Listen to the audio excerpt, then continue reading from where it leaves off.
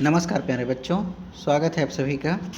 अब तक हम लोग प्रश्नावली 4.2 का कुछ प्रश्न देख चुके हैं। आगे हम लोग प्रश्नावली 4.2 का प्रश्न क्रमांक 2 देखेंगे। ठीक है, आप सभी ने इसके पहले वाला प्रश्न को बनाकर ज़रूर देखे होंगे और उम्मीद है कि आपको वो अच्छे से समझ में आ गया होगा। आप आगे हल कर रहे हैं। देखिए, इसमें आप लोग प्रश्न क्रमांक पहला का 5वां पर बात करेंगे। 28 a की घात 4 b की घात 6 और c की घात 8। इस पर यदि आप बात करोगे तो देखिए, मैं आपको बार बार बता रहा हूँ कि गुणांक को गुणांक से भाग देंगे और बाकी चरांक है उनको चरांक से। ये लिखाएगा कैसे? 28 a की घात 4 b की घात 6 और c की घात 8, इस तरीके से, है ना। उसके पश्चात ऋण 7 a की घात 2 b की घात 4 और c की घात 6। यहाँ पर यदि आप ध्यान देंगे तो 28 को 7 डिवाइड करेगा तो 7 एकम 7 और 7 चौके 28 ही हुआ। उसके पश्चात आपको मैंने बताया था, जब भी चरांक का हम लोग भाग देने वाले रहेंगे तो गुणा उसका आधार को देखेंगे तो यहाँ पर भी a है और यहाँ पर भी a है। यहाँ a की घात कितना है? 2 है और ऊपर में 4 है, तो a की घात 4 ऋण 2, इसका मतलब a की घात 2। तो ये कितना हो जाएगा? a की घात 2। अब नीचे में b की घात पर बात करें तो 4 है और ऊपर में 6 है, तो b की घात 6 ऋण 4 बराबर b की घात 2। यहाँ तक समझ में आया? तो b की घात 2 और अंत में है c की घात 8, तो c की घात 8 ऋण 6 बराबर c की घात 2। तो इसका आंसर आ जाएगा। देखिए, ये वाला माइनस लगा है यहाँ पर, ठीक है, तो ये माइनस जो है अभी हर में है वो अंश में चला जाएगा और आंसर क्या हो जाएगा? -4 a के पावर में 2, b के पावर में 2 और c के पावर में 2।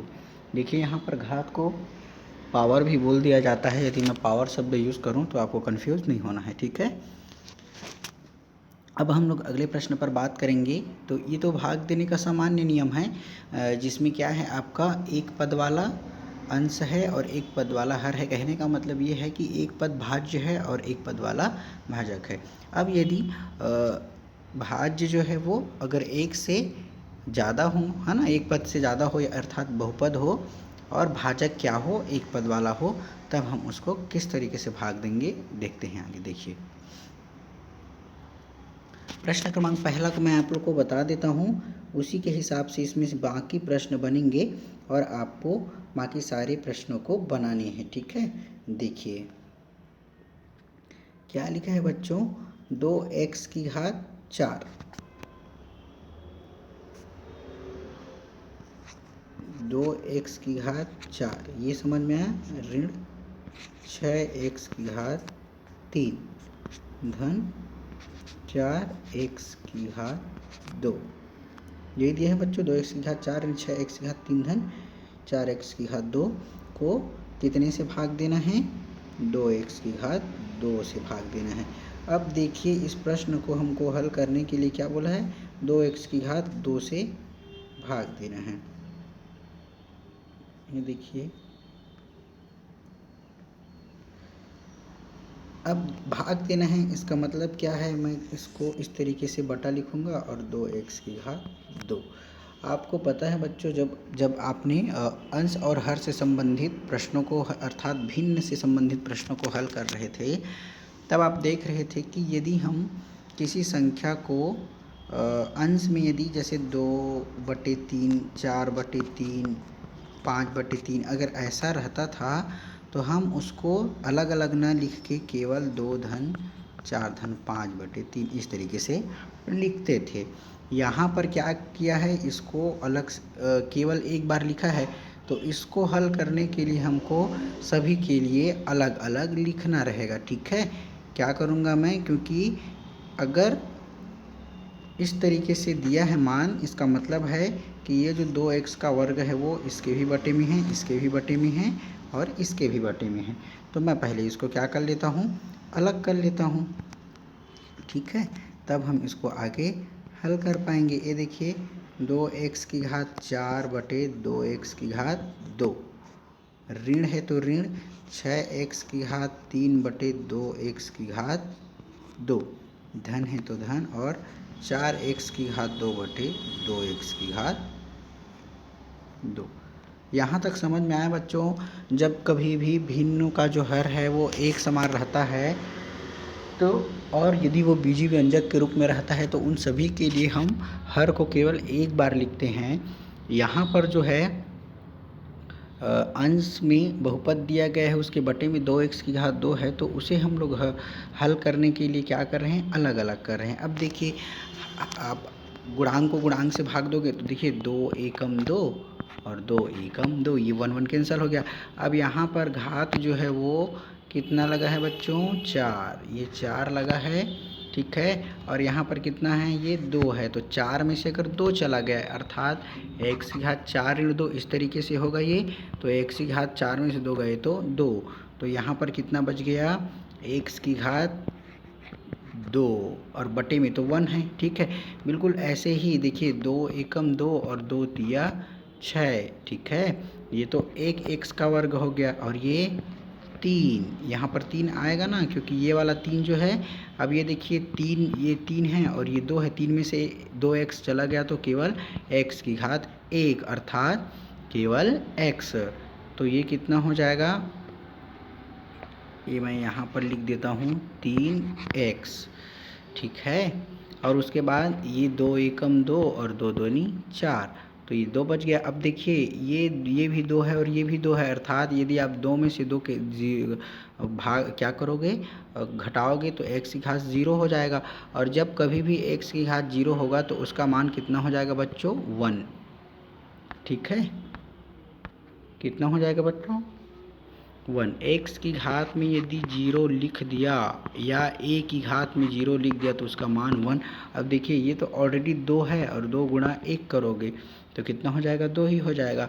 तब इसका आंसर क्या आएगा बच्चों, ये देखिए यहाँ पर हमारा आंसर आया था x की घात 2, तो हमने लिखा x की घात 2, माइनस है तो माइनस, और ये कितना आया था 3x, ठीक है। तो ये हो गया 3x, क्योंकि 2 एकम 2 और 2 तिया 6, तो नीचे का 1 को तो हम लोग क्या कर लेते हैं, नहीं लिखते हैं, ठीक है। और 3 में से 2 चला गया तो 1 बच गया इसलिए, और 1 को नहीं लिखते इसलिए 1 हो गया, ठीक। अब देखिए आप इसे चाहें तो न भी लिखें, और अंत में प्लस क्या बच गया 2, और x के पावर में 0 है इस तरीके से, और जब भी 0 आता है x के पावर में तो वो 1 हो जाता है, इसलिए ये 2 एकम 2 करके 2 हो जाएगा, ठीक है।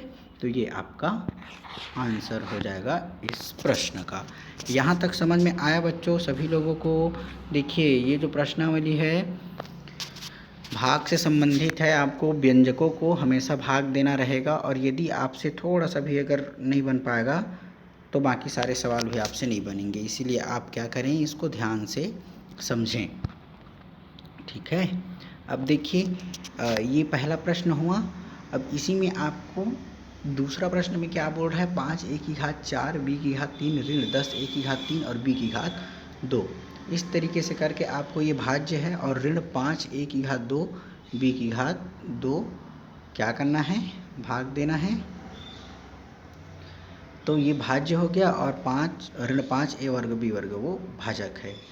आपको जैसे मैं आपको एक और सवाल बता देता हूँ इनमें से, ताकि एक बार और अच्छे से समझ में आ जाए, क्योंकि इसके पश्चात हम लोगों को बहुपद, जब भाज्य तो बहुपद है ही, लेकिन उसके साथ में क्या भी बहुपद रहेगा, भाजक भी बहुपद रहेगा, तब उन प्रश्नों को किस तरीके से हल करेंगे हम लोग, ये हमें देखना रहेगा।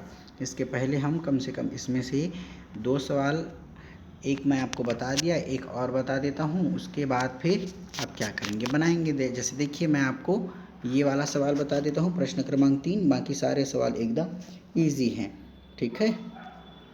प्रश्न क्रमांक 3 में क्या दिया है, 27 a की घात 4, यही दिया है, ऋण 36 a का वर्ग को हमें कितने से भाग देना है, ऋण 9a, ठीक है बच्चों।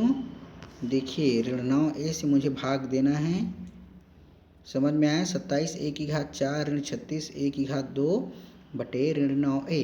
तो मैं इसके पहले वाला जैसे बनाया उसी हिसाब से मैं इसको भी क्या कर लेता हूँ अलग अलग। 27 a की घात 4 बटे ऋण 9a, और बीच में ये ऋण है, ठीक है, ये वाला ऋण है 36 a की घात 2 बटे ऋण 9a। अब देखिए मैं इस इस 27 को 9 से डिवाइड करूँगा तो 9 एकम 9 और 9 तिया 27। समझ में आया यहाँ तक? तो ये कितना हो गया बच्चों 3। अब देखिए ये a की घात 4 है और ये 1 की घात 1 है, तो a की घात 4 ऋण a इस तरीके से आएगा तो a की घात कितना हो जाएगा 3। तो यहाँ पर a की घात 3 हो गया। अब देखिए ये वाला जो है ये तो क्या है ऋणात्मक वाला मान है, तो यहाँ पर ये हम लोग अंश के रूप में, मतलब ये वाला जो ऋण रहेगा ये ऋण इधर चला जाएगा, ठीक है। अब देखिए ये 36 हो गया तो 9 एकम 9 और 9 चौके 36, तो ये क्या हो गया। अब देखिए ये 2 है और ये 1 है, तो 2 में से एक बार कुछ नहीं है, मतलब यहाँ पर 1 है, ठीक है। देखिए यहाँ पर कुछ नहीं लिखा है, 0 अगर रहेगा तो वो 0 को नहीं लिखेगा 1 हो जाएगा, लेकिन अगर कुछ नहीं लिखा है तो उसका मतलब यहाँ पर 1 है ना, 0 है ऐसा नहीं है, ठीक। तो 2 में से एक गया तो 1 a बचेगा, तो ये हो जाएगा 4a। अब देखेंगे ये वाला ऋणात्मक और ये भी ऋणात्मक, दोनों जब ऋणात्मक रहते हैं तो आंसर क्या जाता है धनात्मक, इसलिए ये धन हो जाएगा। तो इसका आंसर क्या हो जाएगा बच्चों ऋण 3 a की घात 3 धन 4a, ये इसका आंसर हो जाएगा।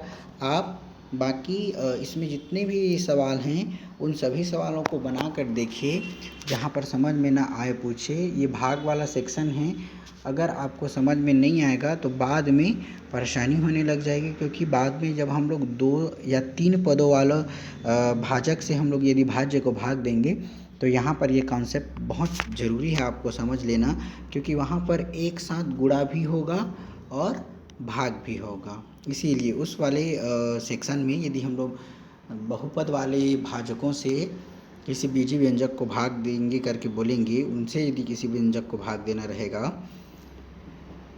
तो क्या हो जाएगा बच्चों, ये ज़रूरी है आपको जान लेना है ना, क्योंकि उसमें गुणा भी साथ में करना है। तो आप इतने सवाल को बनाइए और आगे हम लोग इसके बारे में चर्चा करेंगे जब अगला प्रश्नावली आएगा। बहुपदी में द्विपदी का भाग लिखा है जैसे, तो उन्हीं पर हम लोग बात करेंगे। तब तक आप इतने सवाल को बनाकर ज़रूर देखिए, अच्छे से बनाइए, कहीं समझ में ना आए तो पूछिए। जैसे प्रश्नावली 4.2 का जो पहला का जो भी सवाल आपसे ना बना हो उनको आप ज़रूर देखिए। प्लस और माइनस से संबंधित जितनी भी बातें मैं आपको बार बार फोकस कराता हूँ उन बातों पे आप ज़रूर ध्यान दीजिए, ठीक है। Thank you.